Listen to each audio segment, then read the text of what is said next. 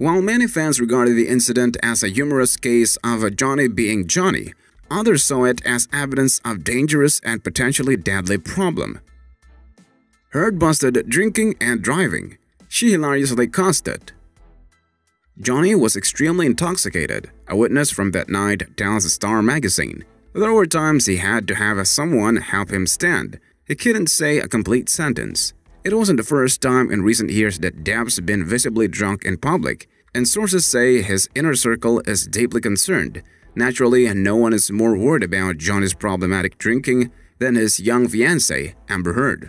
Heard and Depp got engaged in early 2014 and are said to be planning a walk down the aisle before the end of the year. Now, however, insiders claim that Amber is ready to call the whole thing off unless Johnny seeks treatment. There's chatter in Johnny's camp about rehab, one source claimed. At this point, he's driving everyone, including Amber, away. Depp has been lying low since the night of HFAs, leading many to believe he's already checked himself into a treatment facility. But whether he goes to rehab or not, we're guessing after the PR nightmare of the past week, Mr. Depp will make sure he's a bit more intelligible the next time he presents an award. The Hollywood Film Awards were held last night, and if you've never heard of the event, don't worry, neither has anyone else. It was the first time the awards were televised. A-listers from Ben Affleck to producer James L. Brooks publicly dismissed the HFAs as a joke. But the best indicator of just how seriously Hollywood takes the Hollywood Film Awards was Johnny Depp's BAC. Yes, it seems Depp employed the Captain Jack Sparrow method for coping with the pre-show jitters and a downed barrel of rum backstage.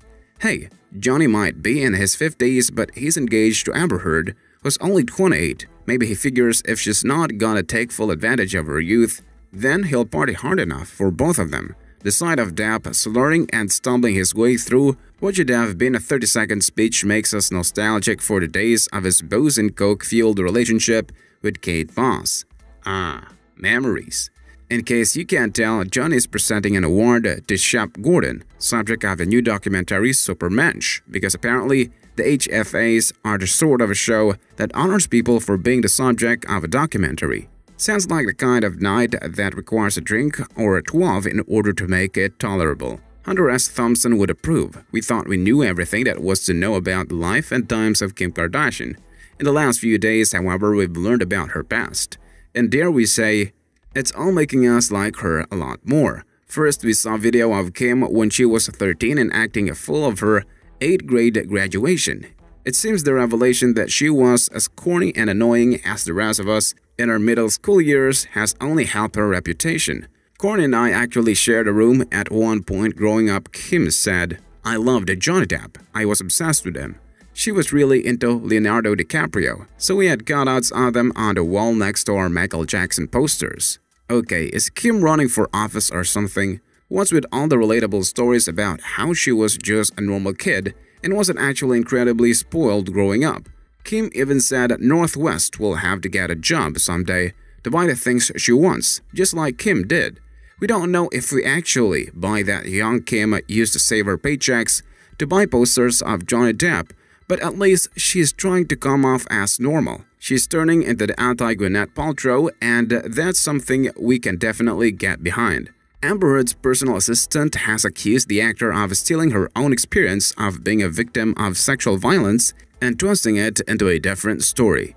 In evidence given remotely from Los Angeles, Kate James also said she had regularly received a barrage of drunken, abusive, and incoherent text messages from Heard between 2 a.m. and 4 a.m. James was answering questions during the libel trial brought by Heard's ex-husband, Johnny Depp, 57, who was suing the Sun's publisher, News Group Newspapers or NGN, and its executive editor Dan Wooton over an article that called Depp a wife-beater and referred to overwhelming evidence that he had attacked Heard. Depp denies ever hitting Heard, 34, who was submitted details of 14 occasions during their relationship when she claims he assaulted her. The paper had to prove the allegations are substantially true. In her second witness statement to the court, James said she had been the victim of rape in Brazil when she was in her 20s and that the experience had haunted her ever since. When she read Heard's submissions, James said, "To my utter shock and dismay, I discovered that Ms. Heard had in fact stolen my sexual violence conversation with her and twisted it into her own story to benefit herself. This of course caused me extreme distress and outrage that she would dare to attempt to use the most harrowing experience of my life as her own narrative. James told the court that although she had been subpoenaed to give evidence, she was doing so because she is a sexual violence survivor, and it's very serious to take that stance if you are not alone. At that point, Sasha was accused of representing the Sun abandoned her cross-examination of James. Referring to Heard's drinking habits, James said in a witness statement, Amber would drink vast quantities of red wine each night. In court, questioned by Depp's counsel, David Sherborne, James added, I would receive a barrage of drunken text messages between 2 a.m. and 4 a.m. that were incoherent and abusive. In a final comment, James said Heard was probably the least known person she had been employed by in Hollywood. Earlier, the court was told by Depp's former butler that Heard often drank a bottle or two of wine a night when she was with Depp, and she was the antagonizer in the relationship. Ben King, who looked after homes where the couple stayed in London, Australia and Vancouver, said he had, however, noticed on one occasion what he thought were cuts on her arm when they returned to Los Angeles. King, who gave a second statement for the trial at the beginning of this week, said he had told when interviewed for the job that Mr. Depp was teetotal, having been a drinker. He told the court the only drug he had seen the Pirates of the Caribbean star take was cannabis. He seemed to smoke cannabis sometimes around the house. He also said that Depp was always polite. In his first statement, King, whose role was described as house manager or butler, said, I frequently witnessed Mr. Heard goading and attempting to provoke Mr. Depp. I never witnessed Mr. Depp to be violent or unkind towards Ms. Heard or indeed anyone else. King said he had not seen Depp drink during their stay in London.